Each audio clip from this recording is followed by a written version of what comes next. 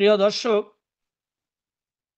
আজ রক্তাক্ত 15ই আগস্ট জাতীয় শোক দিবস। এই দিবসের আয়োজনে আপনাদের স্বাগত জানাই।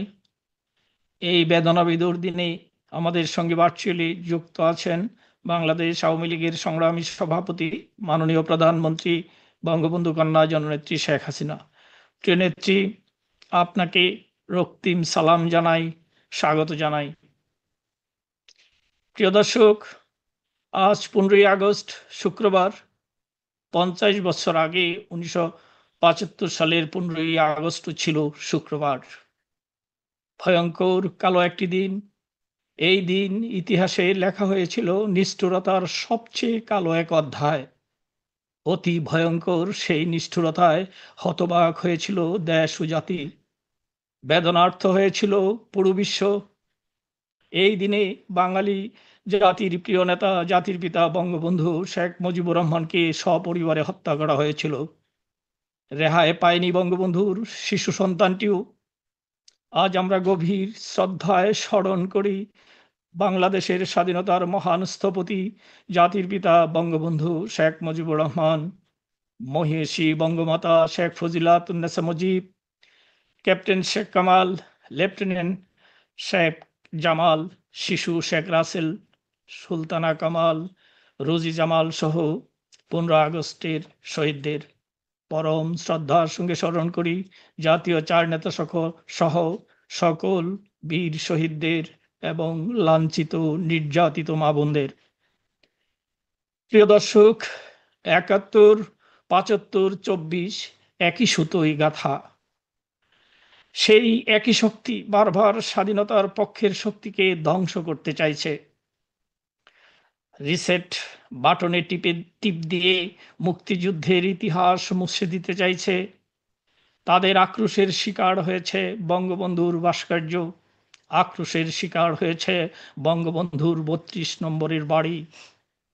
ওই বাড়িতে হামলা, ভাঙচুর, লুটপাট করেছে, আগুন দিয়ে পুড়িয়েছে, অবশেষে বুলডোজার দিয়ে সেই বাড়ি গুঁড়িয়ে দিয়েছে।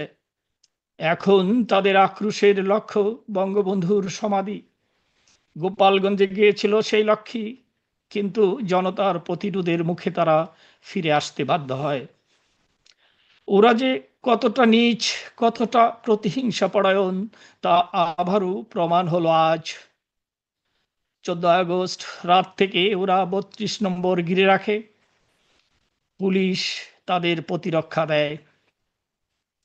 সকাল থেকে বঙ্গবন্ধুকে শ্রদ্ধা জানাতে আসা, ফুল দিতে আসা মানুষের উপর হামলা করে। 32 নম্বর বাড়ির সামনে নাচ গান করে খালেদা জিয়ার মিথ্যা জন্মদিন পালন করে। সি সি, আমাদের হৃদয়ে বঙ্গবন্ধুর অস্তিত্ব। জাতি আজ আবার এক ক্লান্তিকাল অতিক্রম করছে। এই সময় বঙ্গবন্ধু আরো বেশি প্রাসঙ্গিক, আরো বেশি জীবন্ত ও অনুপ্রেরণার উৎস। আমাদের আবারও শপথ নিতে হবে, সকল ষড়যন্ত্রের জাল ছিন্ন করে মুক্তিযুদ্ধের চেতনা ও বঙ্গবন্ধুর আদর্শকে এগিয়ে নিতে হবে। আমরা বিশ্বাস করি বঙ্গবন্ধু কন্যা জননেত্রী শেখ হাসিনার নেতৃত্বে বাঙালির অগ্রযাত্রা অব্যাহত থাকবে।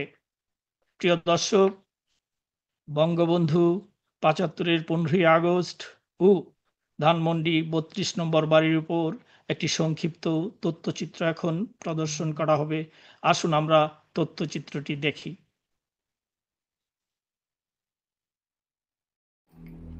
স্বাধীন বাংলাদেশের রূপকার ও জাতির পিতা বঙ্গবন্ধু শেখ মুজিবুর রহমানকে 1975 সালের 15ই আগস্ট এক নারকীয় হত্যাযজ্ঞে প্রাণ হারাতে হয়।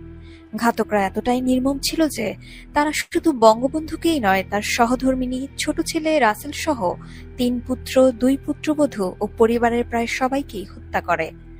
দায়িত্ব পালনের সময় প্রাণ দেন কর্নেল জামিলও। কেবল বিদেশে থাকার কারণে বঙ্গবন্ধুর 2 কন্যা শেখ হাসিনা ও শেখ রেহানা প্রাণে বেঁচে যান।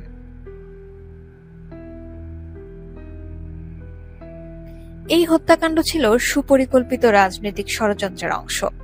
বহু বছর ধরে প্রচার হয়েছে এটি নাকি কেবল সেনাবাহিনীর কিছু উচ্চাভিলাষী কর্মকর্তার ব্যক্তিগত ক্ষমতা লোভের ফল, যার সঙ্গে রাজনীতি বা মতাদর্শের সম্পর্ক নেই। যুক্তি দেওয়া হয়েছে, যেহেতু খুনিদের মধ্যে কয়েকজন মুক্তিযোদ্ধা ছিলেন, তাই রাজনৈতিক প্রেক্ষাপট থাকার প্রশ্ন ওঠে না। কিন্তু এসব প্রচার আসল সত্যকে আড়াল করেছে এবং বিচার প্রক্রিয়াকে অসম্পূর্ণ রেখেছে। মূল হোতারা, পরিকল্পনাকারী এবং তাদের পৃষ্ঠপোষকরা অধিকাংশই আড়ালে রয়ে গেছে। যদি পূর্ণাঙ্গ ও নিরপেক্ষ তদন্ত হতো, তাহলে বিদেশি গোয়েন্দা সংস্থা CIA ও ISI এর যোগসাজশ সহ তৎকালীন রাষ্ট্রপতি জিয়াউর রহমানের নাম উঠে আসত। অনুসন্ধানী সাংবাদিক অ্যান্থনি মাসকারেনহাস, AL খতিব ও লরেন্স লিফশুলস তাদের অনুসন্ধানে হত্যার আন্তর্জাতিক চরিত্র ও রাজনৈতিক উদ্দেশ্য স্পষ্টভাবে তুলে ধরলেও বিচার প্রক্রিয়ায় সেসব বিবেচনায় আনা হয়নি। ঘটনার পর খুনিদের রক্ষায় ইনডেমনিটি অধ্যাদেশ জারি হয়। শুধু রক্ষা নয়, তাদের পুরস্কৃতও করা হয়। একই সঙ্গে মুক্তিযুদ্ধের ইতিহাস বিকৃত করে বঙ্গবন্ধুর বদলে স্বাধীনতার ঘোষক হিসেবে জিয়াউর রহমানকে প্রতিষ্ঠিত করার চেষ্টা চলে। সংবিধান থেকে মুক্তিযুদ্ধের আদর্শ মুছে ফেলে ইসলামী রাজনৈতিক প্রভাব বিস্তারের সুযোগ দেয়া হয়। যুদ্ধাপরাধীদের বিচার বন্ধ করা হয় এবং ধর্মভিত্তিক রাজনীতি পুনঃপ্রবর্তন করা হয়। সবই ছিল একটি সুসংগঠিত রাজনৈতিক পরিকল্পনার অংশ। বঙ্গবন্ধু বেঁচে থাকলে পাকিস্তানি শাসন ধাঁচে বাংলাদেশ ফিরিয়ে নেওয়ার ষড়যন্ত্র সফল হতো না। তরুণ প্রজন্ম যদি বঙ্গবন্ধু হত্যার পেছনের আসল কারণ না জানে, তাহলে বাংলাদেশ মর্যাদাপূর্ণ ও কল্যাণমুখী রাষ্ট্রে রূপ নিতে পারবে না। বঙ্গবন্ধুর রাজনৈতিক দর্শন ও লক্ষ্য সুস্পষ্টভাবে প্রতিফলিত হয়েছিল 1972 সালের সংবিধানে, যা তিনি মুক্তিযুদ্ধের সহযোদ্ধাদের সঙ্গে প্রণয়ন করেছিলেন। জাতীয়তাবাদ, গণতন্ত্র, সমাজতন্ত্র ও ধর্মনিরপেক্ষতা, এই 4টি মৌলিক নীতি ছিল স্বাধীন বাংলাদেশের ভিত্তি।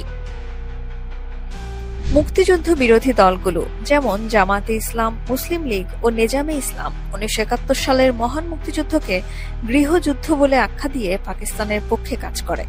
তারা পাকিস্তানের অখণ্ডতা ও ইসলাম রক্ষার নামে রাজাকার, আল বদর, আল শামস বাহিনী গঠন করে হত্যা, লুটপাট ও ধ্বংসযজ্ঞ চালায়। স্বাধীনতার পর বঙ্গবন্ধু এসব ধর্মভিত্তিক রাজনৈতিক দল নিষিদ্ধ করেন। কিন্তু মুক্তিযুদ্ধ বিরোধী অনেক ব্যক্তি আত্মীয়তা বা ব্যক্তিগত সম্পর্কের সুযোগে রাজনৈতিক দলে, এমনকি আওয়ামী লীগের ভেতরেও প্রবেশ করে ষড়যন্ত্র চালিয়ে গেছে। 1975-এর পর হত্যাকারী ও সহযোগীরা দীর্ঘ 21 বছর ক্ষমতায় থাকে। শহীদ জননী জাহানারা ইমামের নেতৃত্বে যুদ্ধাপরাধীদের বিচারের দাবিতে নতুন আন্দোলন শুরু হয়। আওয়ামী লীগ সরকার গঠনের পর ইনডেমনিটি আইন বাতিল হয় এবং কয়েকজন আত্মস্বীকৃত খুনির বিচার সম্পন্ন হয়। পাকিস্তানি শাসকেরা ভাষা আন্দোলন থেকে শুরু করে প্রতিটি গণ আন্দোলনকে ভারতের ষড়যন্ত্র বলে প্রচার করত। মুক্তিযোদ্ধাদের তারা ভারতের এজেন্ট ও ইসলামের শত্রু হিসেবে চিহ্নিত করত। জামায়াত নেতা গোলাম আজম ঘোষণা করেছিলেন, পাকিস্তান না থাকলে ইসলামের অস্তিত্ব থাকবে না। তাদের কাছে পাকিস্তান ও ইসলাম একই অর্থে ব্যবহৃত হতো এবং সেই বিশ্বাসে তারা 1971 সালের হত্যাযজ্ঞকে ইসলামের নামে বৈধতা দেয়। স্বাধীনতার পর 1972 সালের 4 নভেম্বর গৃহীত বাংলাদেশের সংবিধান মুক্তিযুদ্ধ বিরোধী ও মৌলবাদী শক্তির মূল আক্রমণের লক্ষ্য হয়ে ওঠে। তারা ধর্মনিরপেক্ষতাকে ধর্মহীনতা বলে অপপ্রচার চালায়, অথচ বঙ্গবন্ধু স্পষ্ট করে বলেছিলেন, ধর্মনিরপেক্ষতা মানে প্রত্যেক নাগরিকের নিজ নিজ ধর্ম পালনের পূর্ণ স্বাধীনতা থাকবে, তবে ধর্মকে রাজনৈতিক স্বার্থে ব্যবহার করা যাবে না। বঙ্গবন্ধুর তৈরি বাংলাদেশের সংবিধান ছিল সাম্রাজ্যবাদ ও উপনিবেশবাদের বিরুদ্ধে দৃঢ় অবস্থানের দলিল। স্বাভাবিকভাবেই মার্কিন সাম্রাজ্যবাদ এই অবস্থান মেনে নেয়নি। বঙ্গবন্ধুকে হত্যার মধ্য দিয়ে শুধু একজন নেতাকেই নয়, 72-এর সংবিধানে নিহিত মুক্তিযুদ্ধের চেতনাকে হত্যা করা হয়। পরে জিয়াউর রহমান সংবিধান থেকে বাঙালি জাতীয়তাবাদ ও ধর্মনিরপেক্ষতা মুছে দিয়ে সাম্প্রদায়িক ধারা প্রবর্তন করেন, যা মুক্তিযুদ্ধ বিরোধীদের পুনর্বাসনের পথ সুগম করে। সব মিলিয়ে বঙ্গবন্ধুকে হত্যা করার আসল উদ্দেশ্য ছিল 1972 সালের সংবিধান ধ্বংস করা এবং যুদ্ধাপরাধীদের বিচারের পথ বন্ধ করা। স্বাধীনতা বিরোধীরা যখনই ক্ষমতায় এসেছে, তারা মুক্তিযুদ্ধের ইতিহাস বিকৃত করেছে। তাই প্রকৃত অর্থে মুক্তিযুদ্ধের চেতনায় বাংলাদেশ গড়তে হলে 1972 সালের সংবিধান পুনঃপ্রবর্তন অপরিহার্য। এটি শুধু আইনি দলিল নয়, এটি বঙ্গবন্ধুর রাজনৈতিক আদেশের প্রতিচ্ছবি।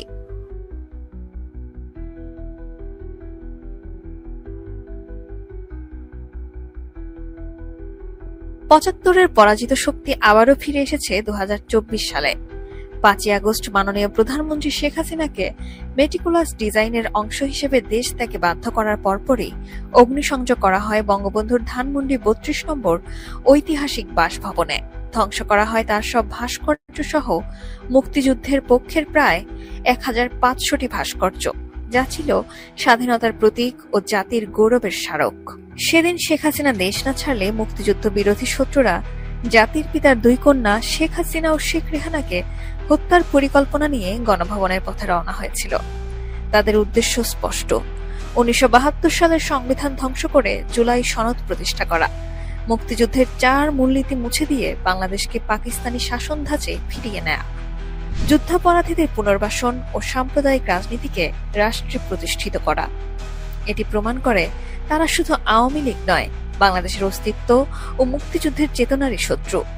আজ সময় এসেছে ঐক্যবদ্ধ হওয়ার, ইতিহাস রক্ষার এবং বঙ্গবন্ধুর অসম্পূর্ণ স্বপ্ন পূরণের জন্য শেষ পর্যন্ত লড়াই করার।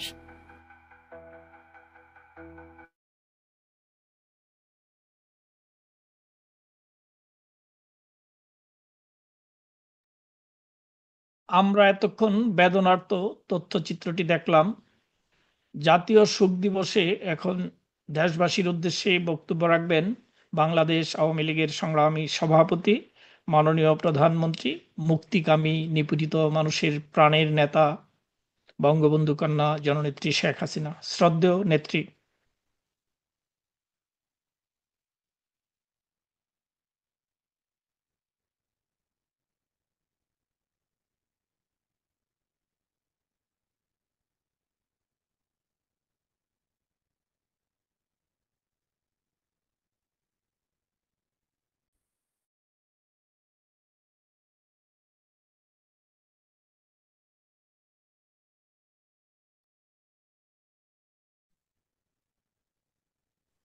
শ্রদ্ধেয় নেত্রী। হ্যাঁ, শোনা যাচ্ছে? হ্যাঁ। জি জি জি জি, শোনা যাচ্ছে। বিসমিল্লাহির রহমানির রহিম। আজকে 15ই আগস্ট,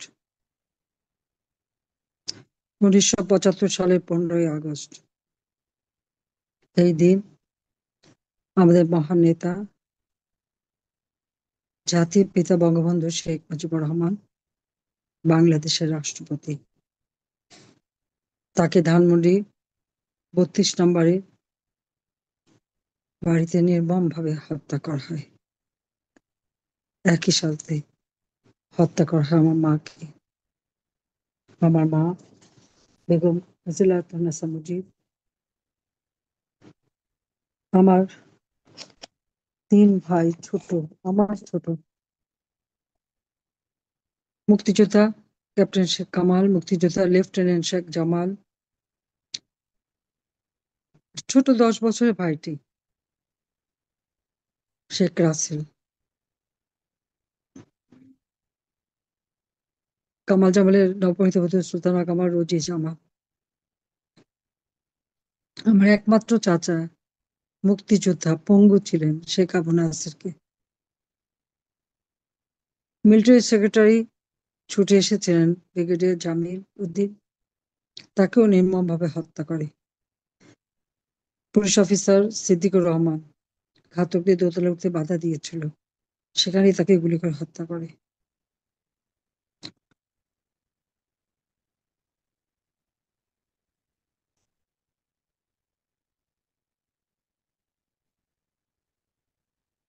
একই দিনে একই সাথে আমার মেজফুপুর বাড়িতে আক্রমণ করে মুক্তিযোদ্ধা শেখ ফজলুল হক মনি এবং তার আত্মসত্ত্বা স্ত্রী আরজু মনিকে হত্যা করে। আবার সেজফুপুর বাড়িতে আক্রমণ করে মুক্তিযোদ্ধা সংগঠক আব্দুর রব সানিয়াবাদ, তার 10 বছরের ছেলে আরিফ, 13 বছরের মেয়ে বেবি এবং 4 বছরের নাতি আবুল হাসান আব্দুল্লাহ, মুক্তিযোদ্ধা আবুল হাসান আব্দুল্লাহ ছেলে সুকান্ত বাবু, তাকে নির্মমভাবে হত্যা করে।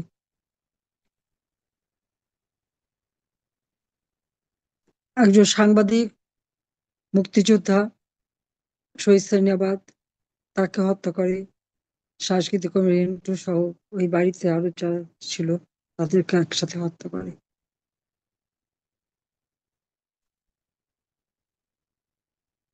15ই আগস্ট জাতীয় জীবনের সব থেকে একটি কালো অধ্যায়। সেই দিন যারা শাহাদাত বরণ করেছেন, আমি তাদের আত্মার মাগফিরাত কামনা করি। রেহানার আমি বিদেশে ছিলাম, হঠাৎ শুনলাম আমাদের কেউ নেই, বাংলাদেশে কু হয়েছে। আমরা ইউরোপে বেড়াচ্ছিলাম তখন, বেলজিয়ামে অ্যাম্বাসাডার সানুল হক সাহেবের বাসায় ছিলাম। সকালে একটা টেলিফোন বেজে ওঠে। আমি জানি না, এখন আমার কাছে মনে হয় ওই টেলিফোনের আওয়াজটা এত কর্কশ ছিল। সেখানে জার্মানির অ্যাম্বাসেডর হোমার রশিদ সাহেব ফোন করেছেন এবং জানালেন যে বাংলাদেশে কু হয়েছে। আমি সাথে সাথে বললাম তাহলে তো আর আমার কেউ নেই, কিন্তু তখনও জানি না কি হবে, কি হয়েছে। আমরা ওই দিনই জার্মানিতে ফিরে আসি।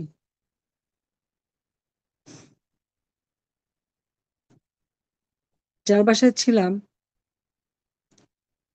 কথা ছিল তিনি তার গাড়িতে আমাদের বর্ডার পর্যন্ত পৌঁছে দেবেন, কিন্তু তিনি তা দেন নাই, বললেন গাড়ি নাকি নষ্ট। যাক, ওখানে আরেকজন অফিসার ছিলেন জাহাঙ্গীর নামে, তার ওয়াইফ আমার ক্লাস ফ্রেন্ড ছিল। সে বললো আমি পৌঁছে দেবো, সে পৌঁছে দিয়েছিল।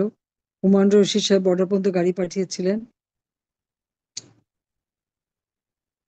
আমরা সেই গাড়িতে করে তার বাড়িতে, যেহেতু তিনি তার নিজের বাড়িতে আমাদের তুললেন। তখনও সঠিক খবর পাচ্ছি না, কিন্তু ওই দিন রাতেই আমাকে আলাদাভাবে ডেকে নিয়ে বললেন যে আমাদের নাকি আর কেউ বেঁচে নেই। রেহানা তখন ছোট, রেহানার তো তখন 16-17 বছর বয়স। আমি ওকে কি বলবো, ওকে বুকে জড়িয়ে ধরে থাকলাম।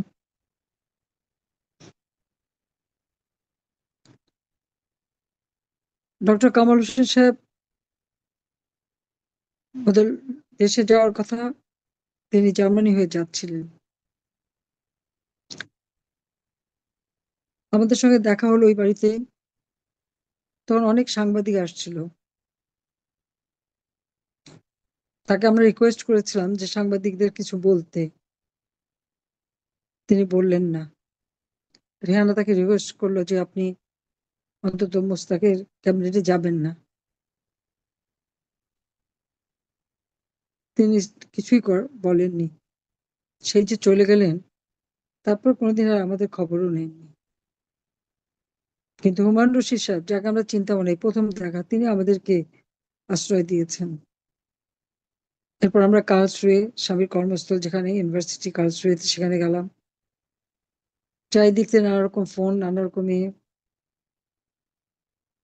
আমরা দেশে ফিরে আসার চেষ্টা করলাম, কিন্তু দেশে আসা যাবে না। ভারত আমাদের আশ্রয় দিল, কারণ আমরা কোথায় যাব, কি করে চলবো। 6 বছর রিফিউজি হিসেবে থাকতে হয়েছে।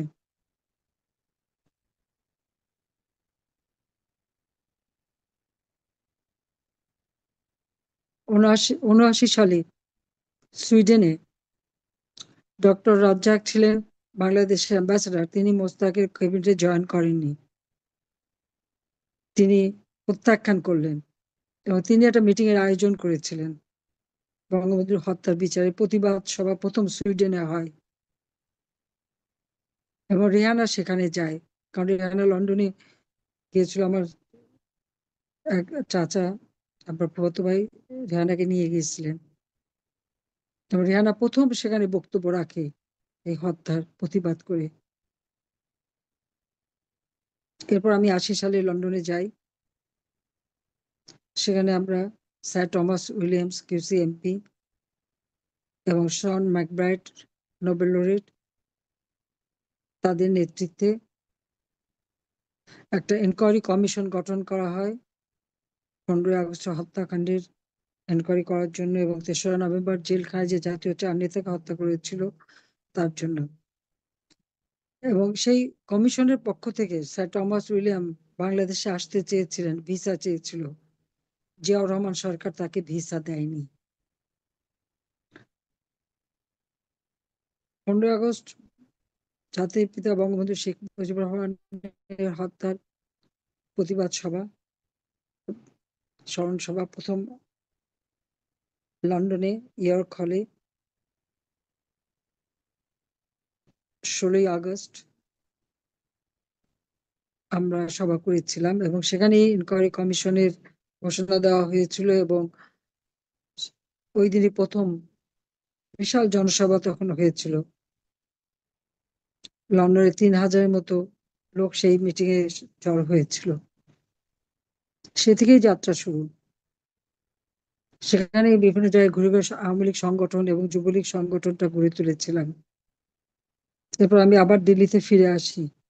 আমি 80 সালে গিয়েছিলাম, তখন রেহানার সন্তান সম্ভবা। আমি ফিরে আসি 81 সালে কনফারেন্সে আমাকে আমার অবর্তমানেই আওয়ামী লীগের সভাপতি নির্বাচিত করে। আমার ফিরে যাওয়া খুব কঠিন ছিল, বারবার বাধা আসছিল।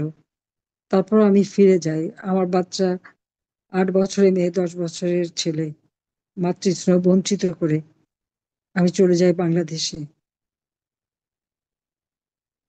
আমি যেদিন বাংলাদেশে ফিরে যাই, হাজার মানুষ, লাখো মানুষ, চারিদিকে মানুষ, এমনকি প্লেনের সিঁড়ি নামাতে পর্যন্ত পাচ্ছিল না। 30শে জুলাই যখন বাংলাদেশের মাটি ছাড়ি, কামাল, জামাল, রাসেল, সুলতানা কামাল, খুকি, পারভিন জামাল, রোজি, সবাই এয়ারপোর্টে ছিল। আমি যেদিন ফিরে আসি সেদিন কিন্তু সেই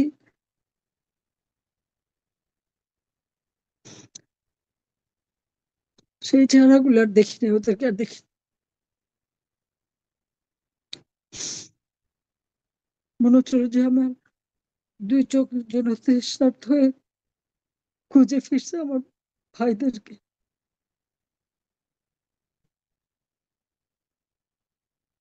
মুষলধারে বৃষ্টি, ওরই মধ্যে একটা সভা হয়। সেই সভায় আমি ঘোষণা দিয়েছিলাম যে বাবা মা ভাই সব হারিয়েছে, বাংলাদেশের জনগণই আমার পরিবার। কারণ এই জাতির জন্য আমার বাবা জীবন দিয়েছে, আমার মা, আমার ভাইয়েরা জীবন দিয়েছে। দুঃখী মানুষের মুখে হাসি ফুটাতে চেয়েছিলেন আমার বাবা। আজ থেকে আমার এই দায়িত্বই থাকবে এদেশের মানুষের ভাগ্য পরিবর্তন করা। আমার বাবার যে স্বপ্ন, ক্ষুধা দারিদ্র্য মুক্ত উন্নত সমৃদ্ধ বাঙালি জাতি গড়ে তুলবেন, বাংলাদেশ গড়ে তুলবেন, সেটাই আমাদের লক্ষ্য। আর সেই প্রতিজ্ঞা নিয়ে বাংলার মাটিতে পা রেখেছিলাম। আর বাংলার মানুষকে আমি আমার নিজের পরিবার, নিজের আপনজন হিসেবেই নিয়েছিলাম, আর সেইভাবেই কাজ করেছি। কিন্তু বাংলাদেশে রাজনীতি করা আমার জন্য অনেক কঠিন ছিল। কারণ এমন একটা অবস্থা আমি আসলাম যেখানে আমার বাবার হত্যাকারীরা, খুনিরা, জিয়াউর রহমান ইন্ডেমনিটি দিয়ে তাদের বিচারের হাত থেকে মুক্ত করে বিদেশে দূতাবাসে চাকরি দিয়েছিল এবং দেশেও তাদের ব্যবসা বাণিজ্য কাজ।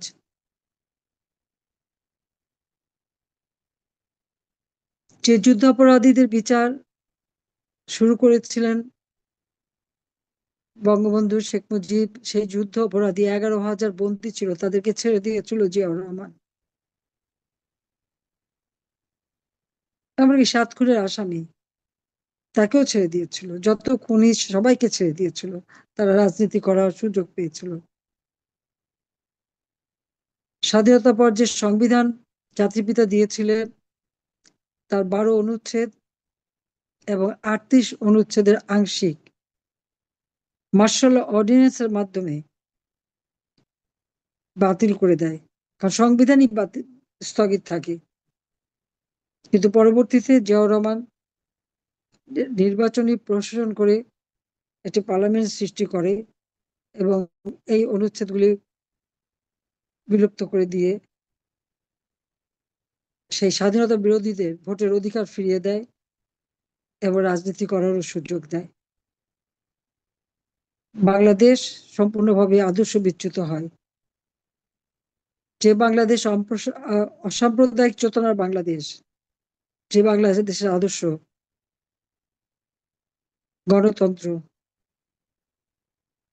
জাতীয়তাবাদ, গণতন্ত্র, সমাজতন্ত্র, ধর্মনিরপেক্ষতা। সেই জাতীয়তাবাদ, আমরা বাঙালি, বাংলা আমাদের দেশ। সমাজতন্ত্র, সমাজের সকল স্তরের মানুষের সমানভাবে আর্থসামাজিক উন্নতি। ধর্মনিরপেক্ষতা, সকলের স্বাধীনভাবে ধর্ম পালনের অধিকার। নিরপেক্ষতা মানে ধর্মহীনতা নয়।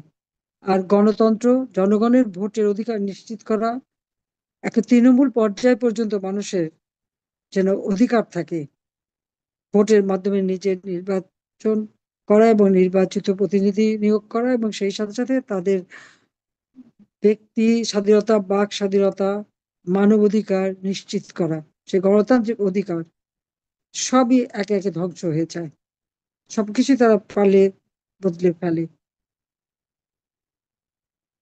বাংলাদেশটা হয়ে ওঠে প্রতিনিয়ত হত্যা, কু, ষড়যন্ত্র রাজনীতিতে। এই সেনাবাহিনীতে বারবার কু হয়েছে, মুক্তিযোদ্ধা অফিসার একে একে তাদেরকে হত্যা করা হয়। বারবার কু হওয়ার ফলে 2000 উপর সেনাবাহিনীর সৈনিক এবং কয়েকশো অফিসার তাদেরকে হত্যা করে জিয়াউর রহমান। বিমান বাহিনী 77 সালে বিমান বাহিনীর একটা কু হয়, সেখানে 665 জনকে হত্যা করে। অনেক লাশ গুম হয়ে যায়, এখনো স্বজনরা খুঁজে বেড়ায় তাদের লাশগুলো তারা পায়নি। আমি ফিরে আসার পর 6 জুন আমরা যখন 6 দফা পালন করি, দিবস, 6 দফা দিবস, সেই দিন আমার বক্তৃতা বলেছিলাম যে ওই সামরিক বাহিনীতে আর কোনো বিধবার কান্না শুনতে চাই না, সন্তান হারা পিতার কান্না, পিতা হারা সন্তানের কান্না শুনতে চাই না। আমার সবসময় চেষ্টা ছিল দেশের মানুষের জীবনে শান্তি, নিরাপত্তা, মানবাধিকার সুরক্ষিত করা। আমি অপোজিশনে থাকলেও আমি দেশের মানুষের কথাই চিন্তা করতাম এবং কিভাবে এই দেশটাকে উন্নতি করব। সমগ্র বাংলাদেশ আমি ঘুরেছি, কারণ আমার বাবার মুখে সবসময় এই কথাই শুনতাম, তিনি কি কি করতে চান। অন্ন, বস্ত্র, বাসস্থান, চিকিৎসা, শিক্ষা, যেটা আমাদের মৌলিক অধিকার, সংবিধানে বর্ণিত, সেই অধিকার নিশ্চিত করা। প্রত্যেকটা ছেলে মেয়ে যেন শিক্ষা পায়। প্রাইমারি শিক্ষাকে বাধ্যতামূলক অবৈতনিক করে দিয়েছিলেন। 26,000 প্রাইমারি স্কুল জাতীয়করণ করেছিলেন। সমস্ত শিক্ষকদের সরকারি চাকরি দিয়েছিলেন, সাংবাদিকদের সরকারি চাকরি দিয়েছিলেন।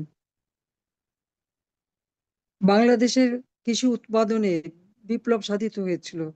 বাংলাদেশের প্রবৃদ্ধি ওই 3 বছরের মধ্যে 9 ভাগে উন্নীত করেছিলেন। সমস্ত জিনিসপত্রের দাম কমিয়ে মানুষের ক্রয় ক্ষমতার মধ্যে ছিল। মানুষ যখন শান্তির মুখ দেখে তখনই তো জাতিভেদকে হত্যা করে। এরপর বাংলাদেশের মানুষের দিকে তো আর কেউ তাকায়নি। অবৈধভাবে ক্ষমতা দখল করে, ক্ষমতার উচ্ছিষ্ট বিলে এলিট শ্রেণী তৈরি করে তাদের নিয়ে ক্ষমতাকে কক্ষিগত করা, ক্ষমতা দখল, এরপরে রাজনীতিতে নামা। এটাই ছিল বাংলাদেশের রাজনীতির অবস্থা।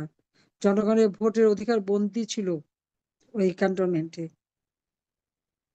অনেক সংগ্রামের পথ বেয়ে আমরা জনগণের অধিকার জনগণের হাতে ফিরিয়ে দিয়েছিলাম, গণতন্ত্র প্রতিষ্ঠা করেছিলাম এবং গণতান্ত্রিক ধারা সমুন্নত রেখেই বাংলাদেশের মানুষের জীবন মানের উন্নতি করেছিলাম। যেখানে 3 বছর 7 মাসের মধ্যে জাতির পিতা বাংলাদেশকে স্বল্পোন্নত দেশে উন্নীত করে দিয়ে যান। আর সেই দেশকে আওয়ামী লীগ 21 বছর পর ক্ষমতায় এসে দেশকে খাদ্য স্বয়ংসম্পূর্ণ করে বাংলাদেশের মানুষের আস্থা বিশ্বাস ফিরিয়ে এনে সমস্ত জায়গায় ডিসিপ্লিন নিয়ে আসে। 2001 সালে আবার একটা ঝড় আসে, 2001 থেকে 2008 পর্যন্ত। যখন 2008-এ নির্বাচন হয়, জনগণ আওয়ামী লীগকে ভোট দেয়, আওয়ামী লীগের উপর আস্থা রাখি। সরকার গঠন করেই আমরা আশু করণীয় মধ্যমেয়াদী, দীর্ঘমেয়াদী পরিকল্পনা, পঞ্চবার্ষিকী পরিকল্পনা, এবং প্রেক্ষিত পরিকল্পনা প্রণয়ন করে 2021 সালে 20 সালে জাতির পিতার জন্মশতবার্ষিকী এবং 21 সালে স্বাধীনতা সুবর্ণ জয়ন্তী যখন পালন করব, তখন যেন বাংলাদেশ আর্থসামাজিকভাবে এক ধাপ উপরে উঠতে পারে, সেই পরিকল্পনা নিয়ে আমরা দেশ পরিচালনা করি। জনগণ আমাদের উপর আস্থা রাখে। 2008-এর নির্বাচনে 48% ভোট আমরা পেয়েছিলাম 259টি আসনে নির্বাচন করে। 230টা সিট পাই আমরা। 2014 নির্বাচন বাধা দেওয়া হয়, অনেক বড় জায়গা থেকেই বাধা এসেছিল। সেই বাধা অতিক্রম করে আমরা নির্বাচিত হই। রাষ্ট্র পরিচালনায় জনগণের জীবন মান আমরা উন্নত করতে সক্ষম হই। সরকারি কর্মকর্তা কর্মচারী, আমাদের শ্রমিক শ্রেণী, কৃষক, বর্গা চাষী, ছাত্রদের এমন কোনো শ্রেণী পেশা নেই, এবং অনগ্রসর গ্রুপ যারা হিজড়া, বেদে, কুষ্ঠরোগী, চা শ্রমিক, মানে সমাজের প্রত্যেকটা স্তরে মানুষ, এবং পার্বত্য চট্টগ্রামে শান্তি চুক্তি করা, ভারতের কাছ থেকে গঙ্গা পানি ন্যায্য হিস্যা আদায় করা, আমাদের ল্যান্ড বাউন্ডারি, সেটা সমস্যার সমাধান করে ছিটমহল বিনিময়, এবং সমুদ্র সীমা আমাদের যে অধিকার, যে আইন জাতির পিতা 1974 সালে করেছিলেন, সেই আইন কার্যকর করে আমরা সেই সমুদ্র সীমা অর্জন করি। 2009 থেকে 2024 পরপর 4বার নির্বাচনে আমরা জয়ী হই। বাংলাদেশ 2021 সালে উন্নয়নশীল দেশের মর্যাদা পায়। বাংলাদেশে প্রত্যেকটা ধর্মের মানুষের স্বাধীনতা আমরা নিশ্চিত করেছিলাম, ধর্ম যার যার উৎসব সবার, সেই স্লোগান দিয়ে। আমি জানি না আমাদের অপরাধটা কি। যখন বাংলাদেশ উন্নয়নশীল দেশের মর্যাদা পেল, মানুষের জীবনে শান্তি নিরাপত্তা ফিরে এলো, এই 2008 থেকে 2024 5ই আগস্ট পর্যন্ত বাংলাদেশে কোনোদিন দুর্ভিক্ষ দেখা দেয়নি। শিক্ষা প্রতিষ্ঠানের সেশন জট ছিল না, অস্ত্রের ঝনঝনানি ছিল না। চাকরিজীবী থেকে শুরু করে সাধারণ খেটে খাওয়া মানুষ, যুবক, বেকার যুবকদের কর্মসংস্থান থেকে শুরু করে ডিজিটাল বাংলাদেশ করেছিলাম প্রথমবার। সেখান থেকে আমরা সারা বাংলাদেশে বঙ্গবন্ধু স্যাটেলাইট এক উৎক্ষেপণ করা, ওয়াইফাই কানেকশন দেওয়া, তরুণ সমাজকে ট্রেনিং দেওয়া, কম্পিউটার ট্রেনিং, হাইটেক পার্ক করা, স্কুলে স্কুলে কম্পিউটার ল্যাব তৈরি করে দেওয়া, ঘরে বসে দেশে বসে বিদেশে চাকরির সুযোগ করে দেওয়া, সব ধরনের সুযোগ সুবিধা করে দিয়েছিলাম। সবচেয়ে বড় কথা, নারী ক্ষমতায়ন। সশস্ত্র বাহিনী, সেনা বাহিনী, বিমান বাহিনী, নৌবাহিনীতে নারীদের স্থান করে দেওয়া, বর্ডার গার্ডে নারীদের স্থান করে দেওয়া, চাকরি থেকে শুরু করে প্রত্যেকটা ক্ষেত্রে লেখাপড়া, শিক্ষায় দীক্ষায় যেন মেয়েরা সমান সুযোগ পায়, সেটা নিশ্চিত করেছি। তরুণ সমাজ, শিশু, কিশোর সকলের জীবনটা যেন সুন্দর হয়। বয়স্ক ভাতা, বিধবা ভাতা, প্রতিবন্ধী ভাতা, মুক্তিযোদ্ধাদের ভাতা, দুস্থ মুক্তিযোদ্ধার যে চিকিৎসা, তাদেরকে, আর গৃহহীন ভূমিহীন মানুষকে ঘর বাড়ি তৈরি করে দিয়ে প্রত্যেকটা মানুষের জীবন মান উন্নত করা, প্রত্যেকটা গ্রামকে শহরে রূপান্তর সবই করেছিলাম।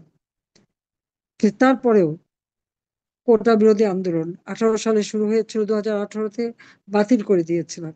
কোটা তো ছিল না। তারপরে কোটা আন্দোলন, তখনই বুঝেছিলাম এটা গভীর চক্রান্ত, ক্ষমতায় থাকতে দেবে না। বাংলাদেশ উন্নয়নশীল দেশের মর্যাদা পেয়েছে, সেটা আর হতে দেবে না। এটাই বোধহয় ছিল সব থেকে বড়, মানে তাদের উদ্দেশ্য। এটাই হচ্ছে সব থেকে দুর্ভাগ্য আমাদের। আজকের বাংলাদেশের অবস্থাটা কি? সেই 15ই জুলাই 2024 সাল থেকে সন্ত্রাস, জঙ্গিবাদ, এটা তো কোনো প্রয়োজন ছিল না। ছাত্রদের সব দাবি তো মেনে নিয়েছিলাম। কোটা বাতিল হয়ে গেছিল, হাইকোর্টে একটা রায় হয়েছিল, সঙ্গে সঙ্গে সরকারের পক্ষ থেকে আবেদন করে সেই রায়টা স্থগিত করে দেওয়া হয়। যখন কোটাই নেই, তখন আবার কিসের আন্দোলন? তারপরেও আমাদের 3জন মন্ত্রী কথা বলে ছাত্রদের সাথে, সব দাবি মেনে নেওয়া হয়, এবং তাদেরকে তাদের গার্জেনদের হাতে তুলে দেওয়া হয়। কিন্তু যখন তাদের কোটা বিরোধী, মানে কোটা নাই, এরপর শুরু হলো 9 দফা, আবার 9 দফা থেকে 1 দফা। অর্থাৎ এই যে সরকার উৎখাতের যেটা আন্দোলন, সেটাই বুঝতে পেরেছিলাম, কিন্তু সেটা ছিল একটা জঙ্গি রূপ ধারণ করে। যেমন পুলিশ হত্যা করা, পুলিশ ফাঁড়িতে আগুন থেকে শুরু করে আওয়ামী লীগ, সাংবাদিক, সাংস্কৃতিক কর্মী, আইনজীবী, কাউকে তো বাদ দেয়নি। চরম একটা অবস্থা সৃষ্টি করা হয়েছিল একটি মানুষের ক্ষমতার লোভ এবং দেশ বিক্রির মুচলেকা দেওয়া। এই দেশ বিক্রির মুচলেকা দিয়েই কি দেখা গেল? আজকে বাংলাদেশ অবস্থা, বাংলাদেশে কোনো মানবাধিকার নাই। গণতন্ত্র আজকে নির্বাসিত, আমি গণতান্ত্রিক ভাবে জনগণের ভোটে নির্বাচিত সরকার, কিন্তু আমি সেখানে ক্ষমতা থাকতে পারলাম না একটা জঙ্গি সন্ত্রাসীদের দ্বারা। এমন একটা পরিবেশ সৃষ্টি করলো যে সেখানে থাকতে গেলে বহু মানুষের মৃত্যু হবে। যখনই আবু সাইদ, মুগ্ধ সহ 6 জন মারা গেল, সাথে সাথে আমি হাইকোর্টের জজ সাহেবকে অধীনে জুডিশিয়াল এনকোয়ারি কমিশন গঠন করে দিলাম, তারা কাজও শুরু করলেন। কিন্তু সেখানে দেখা যাচ্ছে একের পর এক মানুষ হত্যা হচ্ছে, আর যে বুলেট ব্যবহার হচ্ছে 7.62, এই বুলেট কোথা থেকে আসছে? কারা এইভাবে হত্যা করছে? এরপরে দেখা গেল মেট্রো রেল থেকে শুরু করে বিটিভি ভবন থেকে শুরু, একটা পর একটা অগ্নিসন্ত্রাস। এই ধ্বংসযজ্ঞ কেন?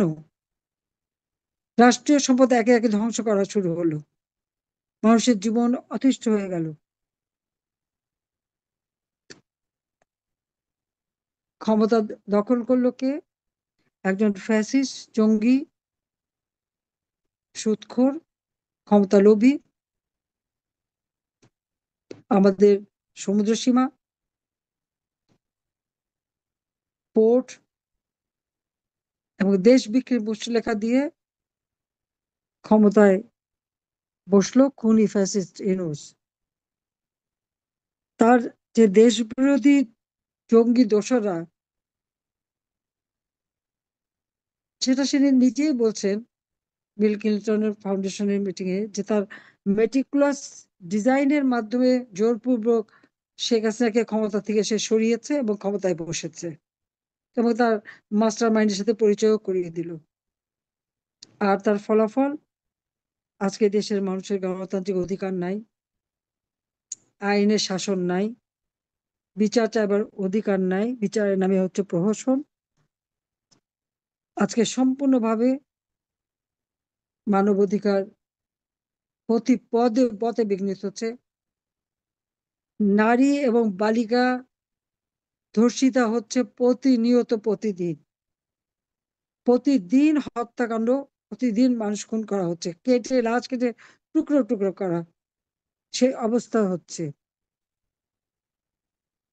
ধর্মীয় সংখ্যালঘু যারা, তাদের উপর চরম অত্যাচার, নির্যাতন, নিপীড়ন চলছে।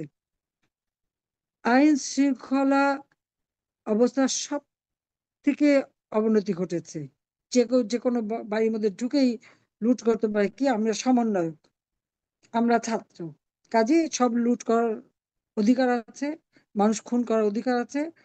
ঘরের মধ্যে ঢুকে নারীদেরকে বিবস্ত্র করা, তাদের ভিডিও তোলা, তাদেরকে রেপ করা, ধর্ষণ করা, বাপকে বেঁধে রেখে মেয়েকে রেপ করা, স্বামীকে বেঁধে স্ত্রীকে রেপ করা, ভাইকে রেখে বোনকে স্ত্রী রেপ করা, মা মেয়ে একসাথে রেপ করা।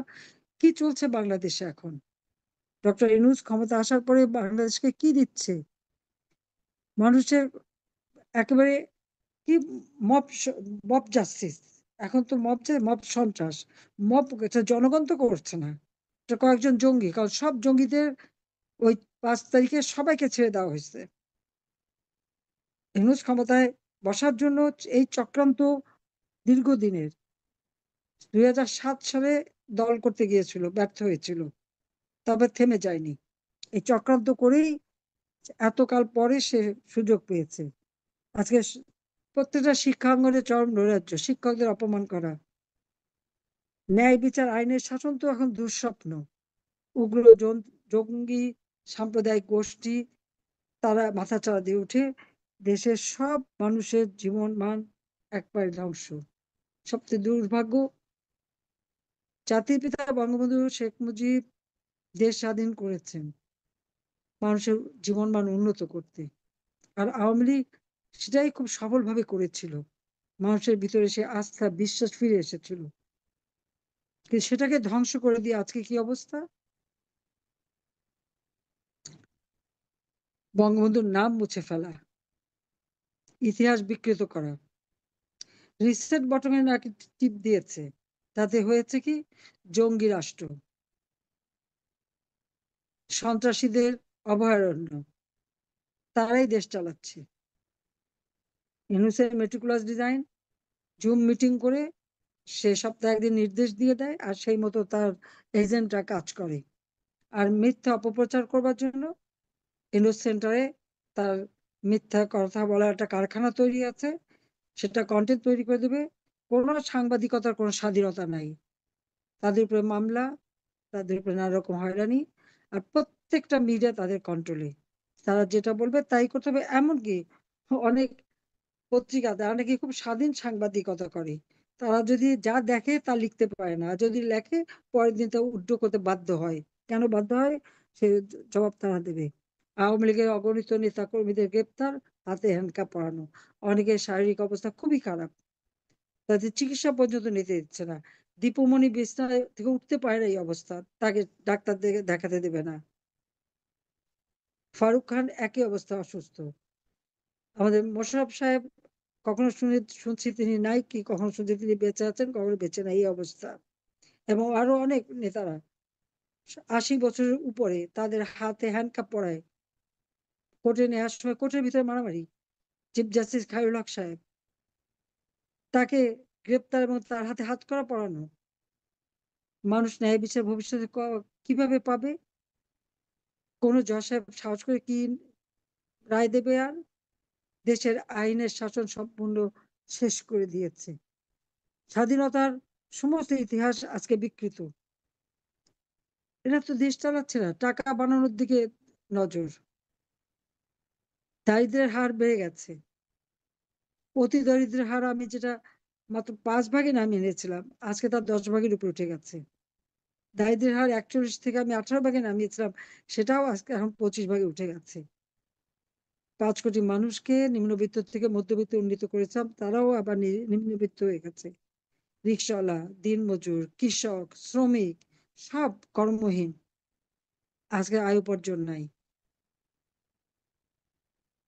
ইন্ডাস্ট্রি জ্বালিয়ে দেওয়া হয়েছে অথবা বন্ধ করে দেওয়া হচ্ছে, কেন? আওয়ামী লীগের সেই জন্য। হাসপাতাল, হোটেল, ইন্ডাস্ট্রি, ব্যবসা প্রতিষ্ঠান, অগণিত নেতা কর্মীদের বাড়িঘর আজকে ধ্বংস। বাংলাদেশ একটা ধ্বংসের দেশ হয়ে গেছে।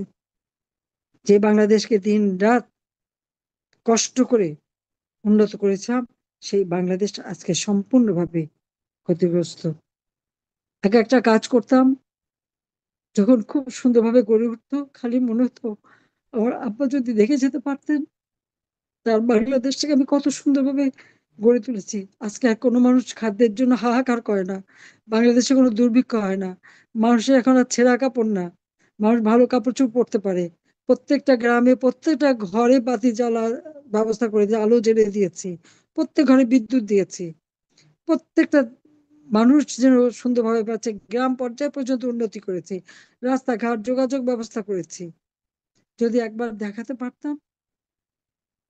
কিন্তু এখন এখন বাংলাদেশ ধ্বংসস্তূপ, সব জায়গায় পোড়া, জ্বালাও, ভাঙা, শেষ। কেন দেশটাকে এভাবে ধ্বংস করলো বলতে পারেন? কি কারণে? অপরাধী হয়ে গেলাম আমরা? কি অপরাধ করলাম? আমাদের দুর্নীতি, আমি রেহান না, আমাদের ছেলে মেয়ের দুর্নীতি। 2001-এ বিএনপি এসে খোঁজ করেছে। এরপর ইউনূস যখন তার 10 বছর বেআইনি ভাবে এমডি পদে থেকে তার পদ হারালো, আমাদের পদ্মা সেতুর টাকা বন্ধ করে দিল, নিজের অর্থে পদ্মা সেতু তৈরি করলাম। জাতির পিতা বলেছিলেন না, কেউ দাবায় রাখতে পারবে না, দাবায় রাখতে পারেনি। কিন্তু সেটাই কাল হয়ে গেল।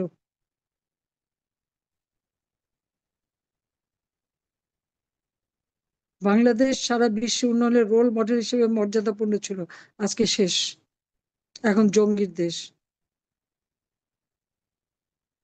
কেন বাংলাদেশটাকে এভাবে ধ্বংস করলো? আমি তো ছেড়েই এসেছিলাম, আমি তো লাশ চাইনি। ওইভাবে ক্ষমতায় থাকতে গেলে তো অনেক লাশ পড়তো। যে মানুষের জীবন উন্নতি করেছে সেই মানুষের জীবন নিয়ে তো আসবে না। তারপর সব মিথ্যা মামলা আমাদের উপরে। যে আইনে যুদ্ধ বিরোধীদের বিচার করেছি, আজকে সেই কোর্টে আমাদের বিচার করে। যুদ্ধ বিরোধীদের যারা ডিফেন্সে ছিল তারাই এখন চিফ প্রসিকিউটর, তারা চেয়ারম্যান। রায় তো জানাই কথা, সেটা নিয়ে আমার কোনো চিন্তা নেই। কিন্তু আমার দেশের মানুষ আজকে ভালো নেই। আমাদের প্রত্যেকে এখন ঐক্যবদ্ধ হতে হবে। জাতির পিতার স্বপ্নে বাংলাদেশ গড়ে তোলার প্রতিজ্ঞা নিতে হবে। তাই আসুন, স্বাধীনতার সপক্ষ শক্তি, ইতিহাসের বিকৃতির হাত থেকে দেশকে রক্ষা করে আমরা মুক্তিযুদ্ধে বিজয় জাতি, সেই বিজয়ের চেতনাকে বাংলাদেশে গড়ে তুলতে হবে। মানুষের মাঝে সে আত্মবিশ্বাস ফিরিয়ে আনতে হবে। গণতান্ত্রিক অধিকার নিশ্চিত করতে হবে। মানুষের ভোটের অধিকার নিশ্চিত করতে হবে, যেটা আমরা করেছিলাম। ছবি সহ ভোটের তালিকা, ট্রান্সপারেন্ট ব্যালট বাক্স থেকে শুরু করে সব করে দিয়েছিলাম। আমাদের প্রত্যেক নির্বাচনে প্রশ্ন তোলে, কিন্তু একটা অনিয়ম দেখাতে পারে না। এর আগের নির্বাচনগুলি দেখলে তো হিসাব করলেই বোঝা যাবে কি অবস্থা। জনগণ আমাদেরকে স্বতঃস্ফূর্ত ভাবে ভোট দেয়। কাজে মানুষের গণতান্ত্রিক অধিকার ফিরিয়ে আনতে হবে। সেই সাথে সাথে এই যে যে সমস্ত মব ভায়োলেন্স হচ্ছে সেগুলি বন্ধ করে মানুষের জীবনে শান্তি নিরাপত্তা নিশ্চিত করতে হবে। ধর্মীয় সংখ্যালঘু সম্প্রদায় থেকে শুরু করে অনগ্রসর যারা, তাদের জীবন মান যাতে সুরক্ষিত হয় তার ব্যবস্থা আমাদের নিতে হবে। জঙ্গিদের দমন করতে হবে, আর্থ সামাজিক উন্নতি করতে হবে। আবার বাংলাদেশের মানুষ যেন পেট ভরে খেতে পারে, কাজ পায়, তরুণ সমাজ যেন কর্মসংস্থানের ব্যবস্থা পায়, বাংলাদেশের জন্য দেশে বিদেশে বিনিয়োগ হয়, অর্থনৈতিকভাবে সমৃদ্ধশালী হয়। সে ব্যাপারে আমাদের সকলকে এক হয়ে কাজ করতে হবে। এবং যারা আজকে হত্যাকাণ্ডের সঙ্গে জড়িত, এই মব সন্ত্রাস করে সমস্ত ধ্বংসস্তূপে পরিণত করেছে, যেগুলি ঘর বাড়ি যে সমস্ত প্রতিষ্ঠান ভাঙাচোরা বা ক্ষতিগ্রস্ত করেছে, প্রত্যেকটার তদন্ত এবং বিচার করতে হবে। যত অপরাধী, এক কথায় কথায় মানুষ খুন করে ফেলবে, গলা কেটে ফেলবে, কুপিয়ে হাত পা কেটে ফেলে দেবে, যারা এই সব সাথে জড়িত, পুলিশ হত্যা করে, আওয়ামী লীগ নেতাকর্মী হত্যা করে পা বেঁধে যারা ঝুলিয়ে রেখেছে, তাদের চেহারাগুলি ওই ভিডিও ফুটেজ দিয়ে আবিষ্কার করে সেগুলিকে বের করে সবগুলিকে শাস্তি দেওয়ার ব্যবস্থা করতে হবে। আইনের শাসন প্রতিষ্ঠা করতে হবে, ন্যায় বিচার নিশ্চিত করতে হবে, মানবাধিকার সুরক্ষিত করতে হবে। এবং তার জন্য জনমত সৃষ্টি করা, মানুষের পাশে দাঁড়ানো। এবং সেই লক্ষ্য নিয়ে আওয়ামী লীগ 21 দফা ঘোষণা করেছে। এই 21 দফা বাস্তবায়নের জন্য সব থেকে আগে দরকার মানবাধিকার সুরক্ষিত করা, গণতন্ত্র প্রতিষ্ঠা করা, সংখ্যালঘু এবং নির্যাতিত লোকদের সুরক্ষা নিশ্চিত করা, এবং দেশের মানুষের জীবন মান উন্নত করার জন্য ব্যবস্থা নেওয়া। তার জন্য সকলকে ঐক্যবদ্ধ হতে হবে। যারা স্বাধীনতা বিশ্বাস করেন, যারা অসাম্প্রদায়িক চেতনায় বিশ্বাস করেন, যারা বাংলাদেশের গণতন্ত্র, জাতীয়তাবাদ, সমাজতন্ত্র, ধর্মনিরপেক্ষতা বিশ্বাস করেন, যারা দেশের মানুষের মানব অধিকার সুরক্ষায় বিশ্বাস করেন, আজকে তাদের সকলকে ঐক্যবদ্ধ হয়ে এই জঙ্গিদের বিরুদ্ধে রুখে দাঁড়াবার আমি আহ্বান জানাই। জাতির পিতা বঙ্গবন্ধু শেখ মুজিবের এই বাংলাদেশ, আজকে তার নাম মুছে ফেলা, ওই 32 নম্বর একবার ভাঙলো, তার আগুন দিল, তারপর আবার ভেঙে টুকরো টুকরো করে দিয়েছে। একটা দালান ভেঙে ফেলা যায়, কিন্তু মানুষের মনের মণিকোঠায় এখনো বঙ্গবন্ধু বেঁচে আছেন এবং বেঁচে থাকবেন চিরদিন। কারণ তিনি স্বাধীনতা দিয়েছেন, তার প্রতি যতই চক্রান্ত হোক এটা কেউ মুছতে পারবে না, ইতিহাস থেকে কোনোদিন মুছে ফেলা যাবে না।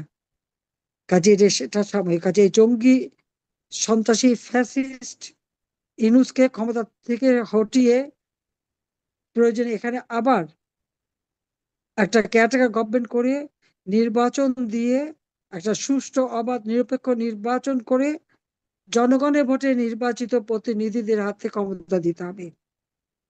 আমি এখনো রিজাইন করিনি। সংবিধান মোতাবেক জনগণের ভোটে নির্বাচিত প্রধানমন্ত্রী আমি। তারপর আমি বলবো জনগণ চাবে তাই হবে। যদি নির্বাচন চাই ওইভাবেই নির্বাচন হবে। আমার ক্ষমতার দরকার নেই, কিন্তু দেশের মানুষের শান্তি চাই, নিরাপত্তা চাই, দেশের মানুষের উন্নতি চাই, দেশের মানুষের ভাগ্য পরিবর্তন করে বাংলাদেশকে আবার এখন যে জঙ্গি রাষ্ট্র হিসেবে বাংলাদেশের যে বদনাম এই ডক্টর মোহাম্মদ ইউনূস করে দিয়ে গেল, সেখান থেকে বাংলাদেশের মানুষের মান সম্মান ফিরিয়ে এনে আবার বিশ্ব দরবারে বাংলাদেশ যেন প্রত্যেকটা মানুষ যেন মাথা উঁচু করে চলতে পারে, সেটাই আমি দেখতে চাই, সেটা আমি করতে চাই। জনগণ ভোট দিলে আছি, না দিলে নাই। কিন্তু আওয়ামী লীগের নিবন্ধন বাতিল করে দেবে, আওয়ামী লীগের সমস্ত কার্যক্রম স্থগিত করে দেবে, আওয়ামী লীগ নিষিদ্ধ করবে, ছাত্রলীগ নিষিদ্ধ করবে। যে ছাত্রলীগ মাতৃভাষা প্রতিষ্ঠা আন্দোলন করেছে, মুক্তিযুদ্ধে সংগ্রাম করেছে, যে আওয়ামী লীগ 1949 সালে প্রতিষ্ঠা লগ্ন থেকে দেশের মানুষের ভাগ্য পরিবর্তনের কাজ করেছে, সেই আওয়ামী লীগকে শেষ করে দেওয়া এত সহজ না। কাজে তার জন্য আমি বলবো দেশের গণতন্ত্রকামী সকল মানুষকে এক হওয়ার আহ্বান জানাচ্ছি আমি, যে ফ্যাসিস্টকে হটিয়ে আসুন আমরা বাংলাদেশের মানুষের অধিকার সুরক্ষিত করি। আজকের দিনে জাতির পিতা বঙ্গবন্ধু শেখ মুজিবের কাছে এটাই আমাদের প্রতিজ্ঞা, যে তার বাংলাদেশকে আমরা ধ্বংস হতে দেব না, তার এই আত্মত্যাগ মুছতে দেব না। রক্ত দিয়ে, লাখো শহীদের রক্ত দিয়ে যে স্বাধীনতা, সেই স্বাধীনতাকে আমরা সমুন্নত রাখবো। এটা জঙ্গিদের দেশ না, এটা গণমানুষের দেশ। যে দেশের মানুষ জাতির পিতার আহ্বানে সাড়া দিয়ে যার যা কিছু আছে তাই নিয়ে শত্রুর মোকাবেলা করে বিজয় এনেছিল, সেই জনগোষ্ঠীর দেশ। তাদের ভাগ্য পরিবর্তন করে তাদের জীবন মান উন্নত ইনশাল্লাহ আমরা করবই, এটাই আমাদের প্রতিজ্ঞা। সবাইকে ধন্যবাদ। জয় বাংলা, জয় বঙ্গবন্ধু। বাংলাদেশ চিরজীবী হোক।